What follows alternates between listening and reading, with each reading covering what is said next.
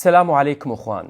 بالنسبة إلى التربية ومدارسها وامتحانات الصفوف غير المنتهية اللي هي الأول متوسط والثاني متوسط والرابع الإعدادي والخامس الإعدادي، بعد ما صدر قرار من مجلس الوزراء بتعطيل الدوام الرسمي في بغداد يوم الخميس ويوم الأحد، الموضوع ما كان واضح بالنسبة لوزارة التربية، مدارسها، مديرياتها، امتحانات الصفوف غير المنتهية، على اعتبار أنهم ما عندهم امتحان يوم الخميس، عندهم امتحان يوم السبت، فما يعرفون يا يوم يدامون ويا يوم يعطلون.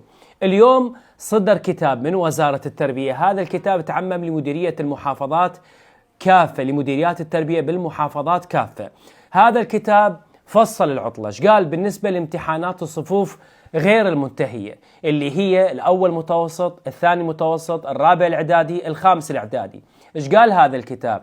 قال امتحان يوم الخميس باقي مثل ما هو، تمتحن المدارس امتحان يوم الخميس، أما بالنسبة لامتحان يوم السبت فينقل إلى يوم الأحد، يعني العطلة راح تكون يوم السبت للمدارس بالنسبة للصفوف غير المنتهية، يعني الصفوف الغير منتهية يوم السبت ما عندها امتحان يوم السبت ينقل إلى يوم الأحد ويكملون جدول امتحانات الصفوف غير المنتهية.